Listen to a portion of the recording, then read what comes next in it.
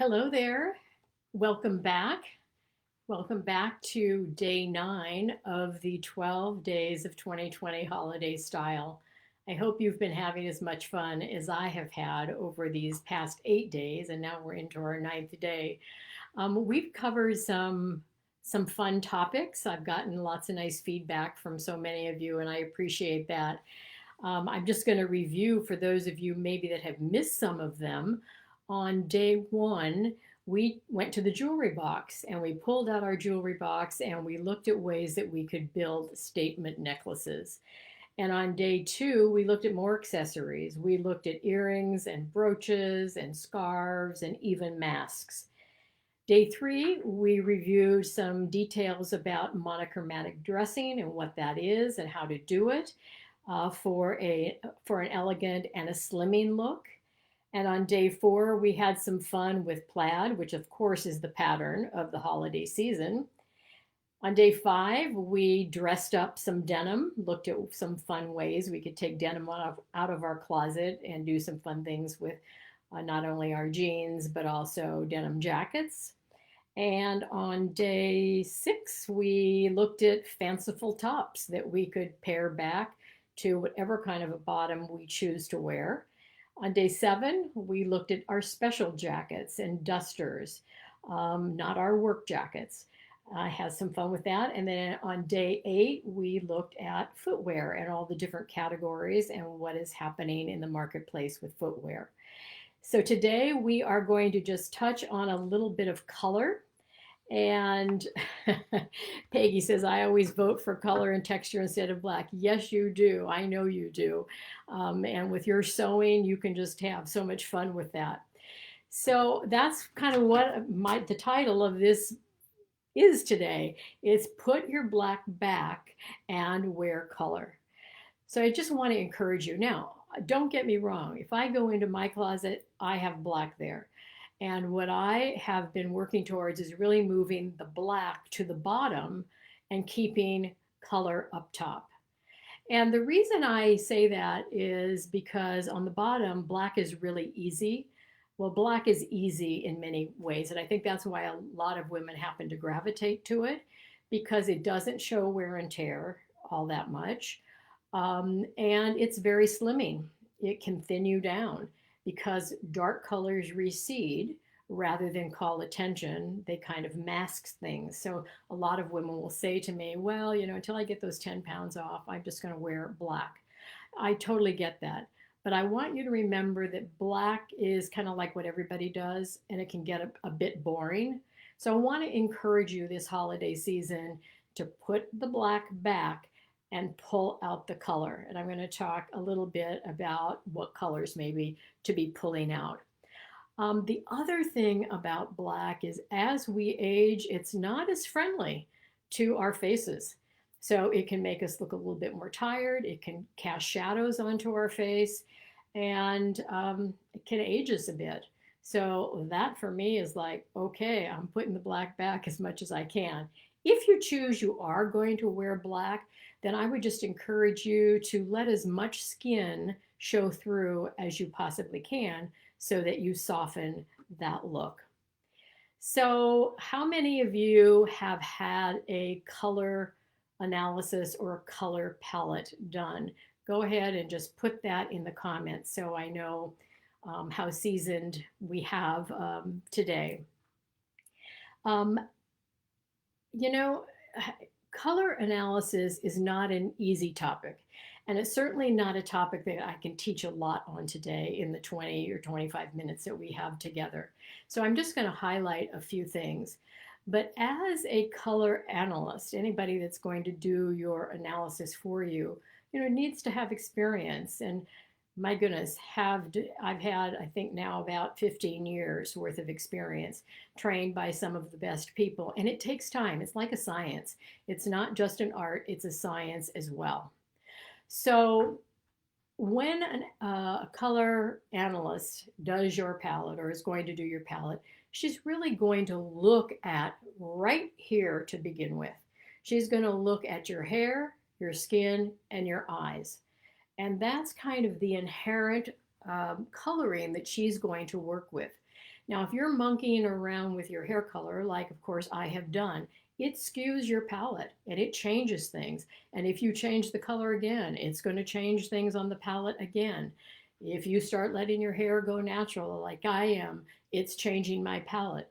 So it's really important to make sure that you don't ignore that. I see a lot of women who are walking around with hair color that the clothes are no longer working with the hair color. So that's the biggest, I think, thing to check. Am I still in harmony with my personal coloring? Because this personal coloring walks around with you all day long. So that's really important. I also like to really observe the client because what also affects color is the energy of the individual. So, what kind of a personality does she or he have? How does he or she walk?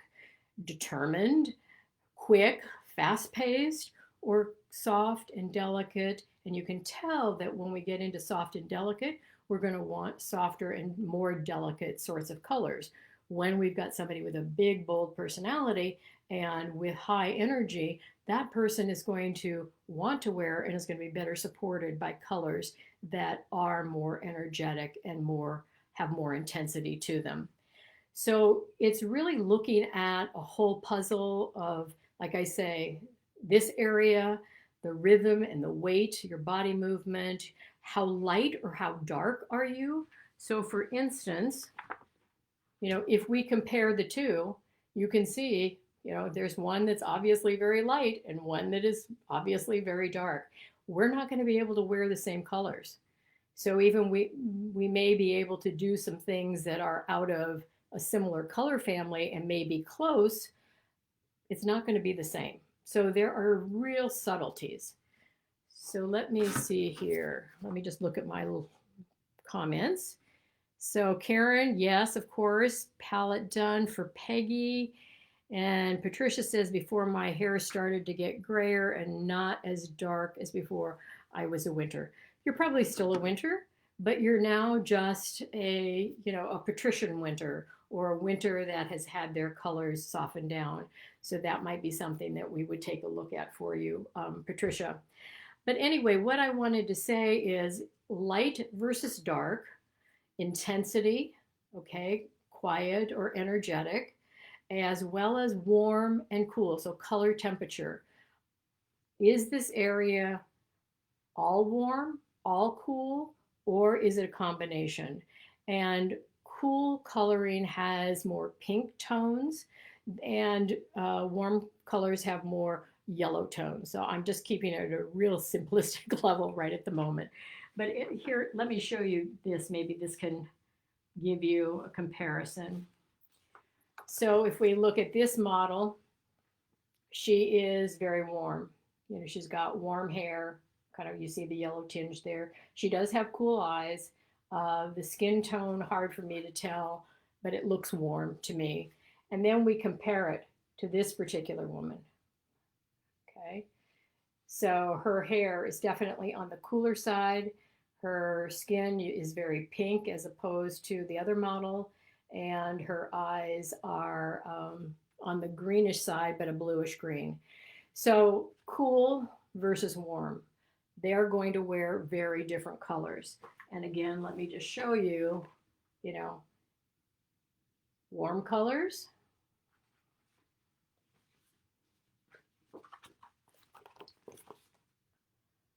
Cool colors. Okay, there we go.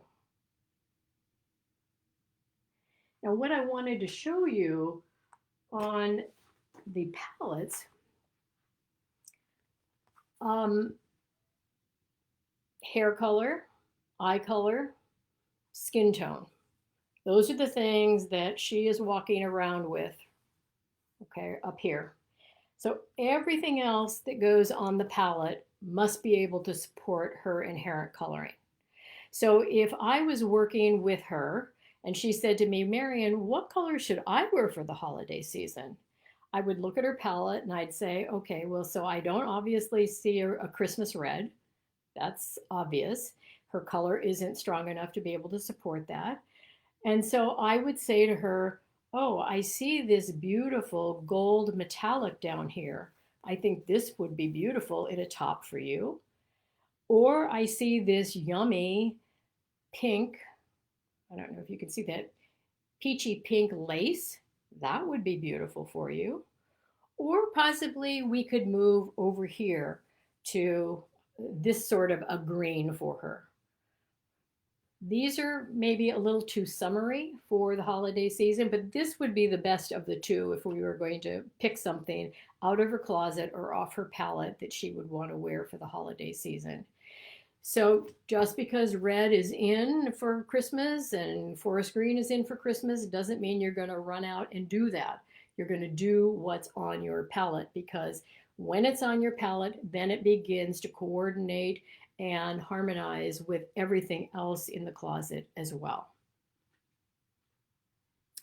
All right, the other thing I wanted to say about color is a wonderful communication tool. You know, it can say a lot. It can say that you're friendly and approachable, or it can say, I'm a little standoffish. I'm not really accepting people into my sphere right at the moment. And we don't stop and think about that. Sometimes that's exactly what black does. Black is a really powerful color. Sometimes it can be standoffish. Red is also one of those colors. It's very powerful and very dramatic. And being it's my favorite color, I have to be really conscious of when I put that on. Because again, sometimes for me, it takes a lot of energy to wear, but also it can be a little bit off-putting to other people. So there are psychological effects to color that we want to always take into account as well. Probably the friendliest color and the most approachable color is going to be a blue. It's just, you know, and this, I don't know how it's showing up on your screen. When I look at it in person, it is teal, but when I look at it on my screen right at the moment, it looks like classic blue, which is the Pantone 2020 color of the year.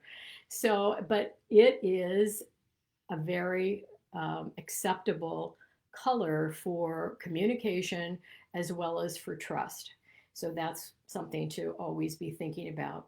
So I like to make sure that my clients learn what colors are best for them, not only their foundational colors, meaning what colors can they wear in a more formal setting, what colors can they wear in a more casual setting that are foundational colors, that then take accent colors to really bring the foundational colors alive. And those kinds of colors I look at to say, okay, what's the best communication color? What is your power red? And your power red, my power red, is not this power red. Okay, so this for Pam or for Kim is her power red. But for me, because of my darkness, my color is going to be more intense. And you've seen that over the last 8 days that we've been together when I've been wearing my reds. Okay, so let me show you a couple other examples.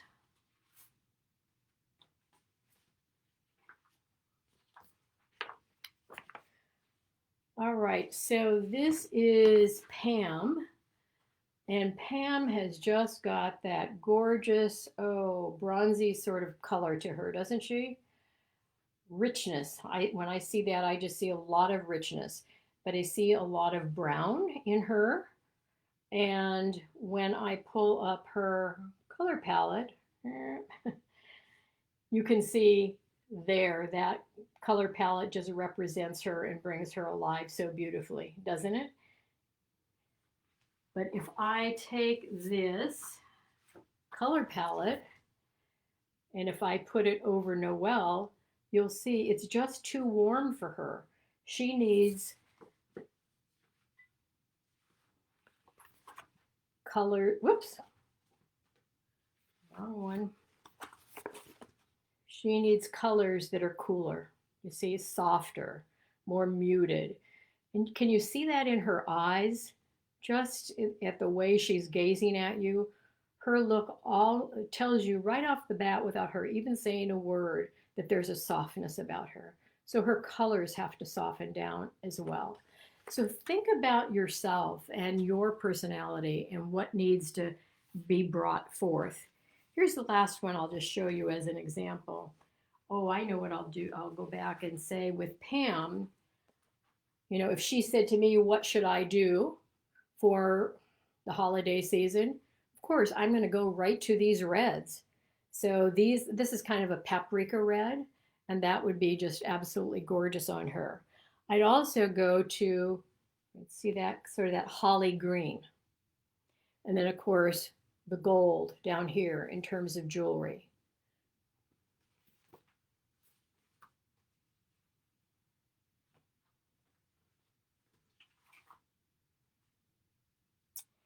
And let's see, I don't think I showed you with Noelle, who's got the soft coloring. I would do the more cherry um, watermelon reds here. And I would also, oh, look at this lustrous, well, maybe on the screen you can't see it too well, but it's a metallic, kind of a really soft purple. And then that gaze that she had, I can just see this lace being so beautiful on her as well. She's got a lot of the aubergine colors, and the aubergine colors would be her foundational color rather than black. All right, and then with Maria, who's got the most. Can I show you Maria's photo here? Let me find it. If I didn't.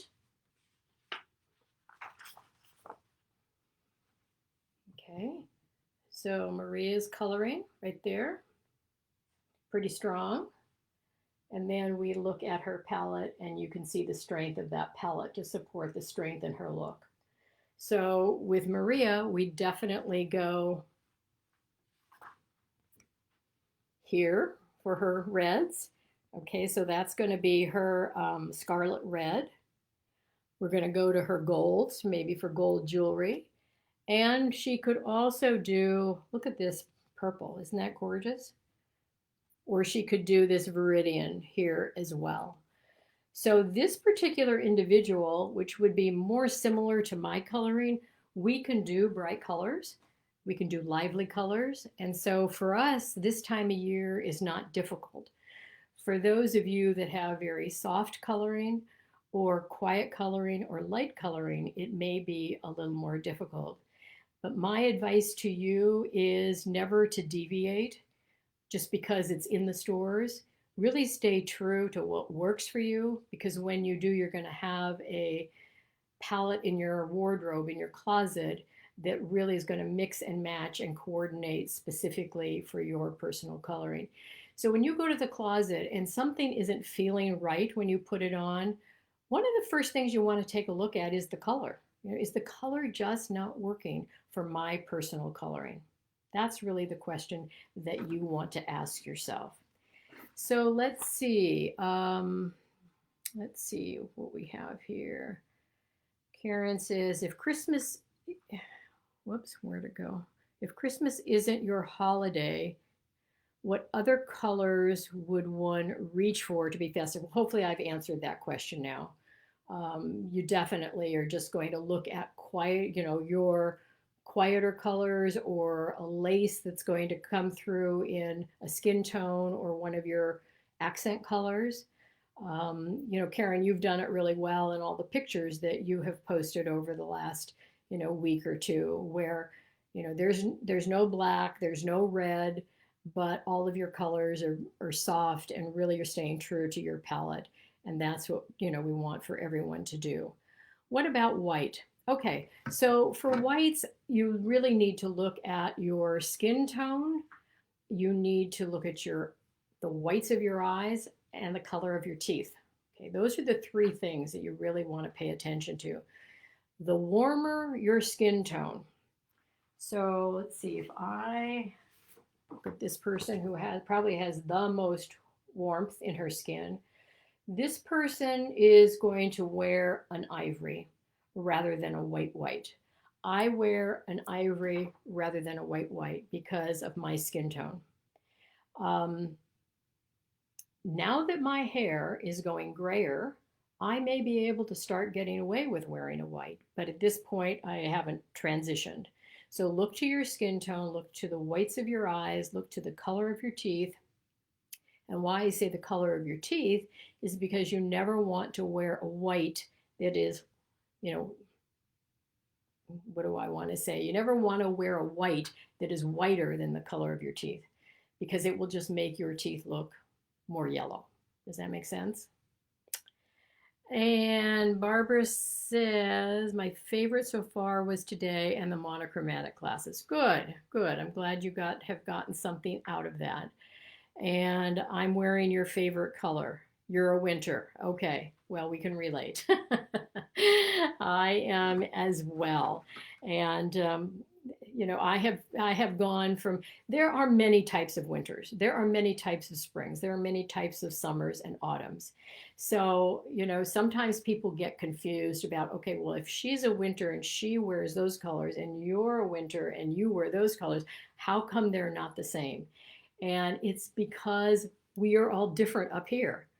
So we have to, the analyzer has got to analyze all of this. And this is probably not, even though Barbara and I are both winters, chances are we don't have the same hair color. We probably don't have the same eye color. We probably don't have the same skin tone. So we've got to,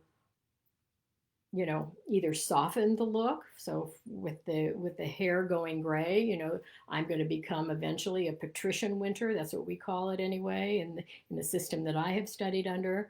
And I have also been a warm winter, and Karen knows all about this because my hair was dyed to a warmer brown for many years. And I wanted so bad to be an autumn, and therefore I started pushing the envelope that way. But my style has always been more winter like, which is more simplistic. And so my color teacher, I remember years ago, said to me, Marion, even though you want to be an autumn, you're a winter, and we're going to create a category for you. We're going to call it a Mediterranean. I think, Karen, you even did this, a warm winter, a Mediterranean winter, which would be the warmer side of a winter palette. So anyway, there are just all these little nuances that we learn as we study color over the years.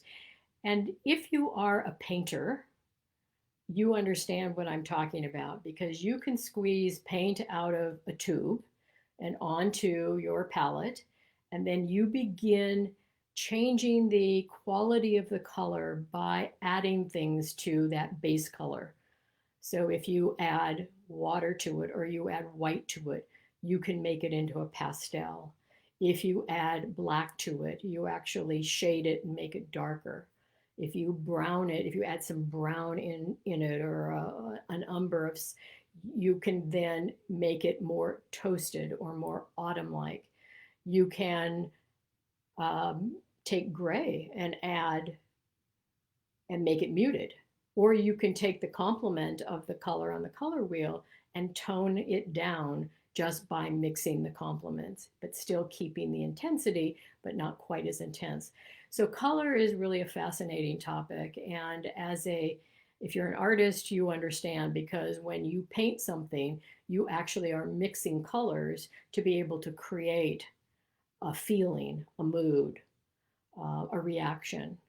And that's what color does on the body.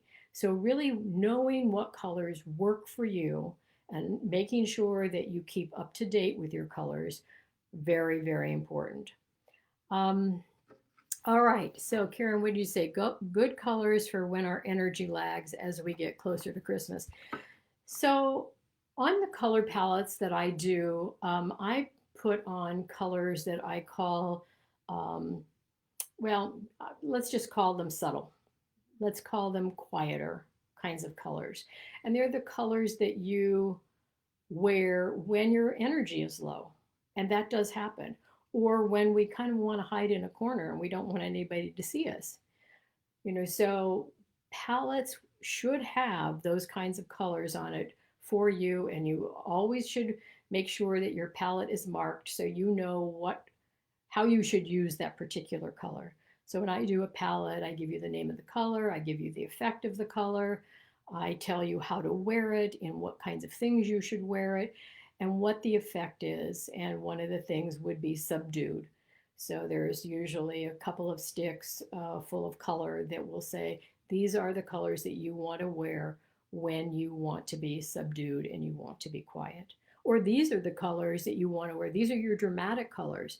So when you want to stand out, maybe you're on stage speaking, or maybe you're going to an evening event, and that evening event is at night. So it's going to be dark and you need to stand out a little bit, then wearing those dramatic colors are going to be the things that are going to really do you well. So I think that was, just the tip of the iceberg on color, and just enough hopefully to whet your appetite to, really get back to your palette. If you have one, really look at it. Certainly contact me if you want me to review your palette. And I am now doing color work virtually, not through Zoom or anything like that, but through the use of photos and talking back and forth and really getting it nailed for you. So if you need that to be updated for you, don't hesitate to reach out and ask your questions, and we can go from there. So I think that is it for today, ladies. Thanks so much for joining me. And let's see, what day is today? Today is Wednesday. So I'll see you back here on Friday, and we're going to talk about foundations. Okay? Take care. Bye-bye now.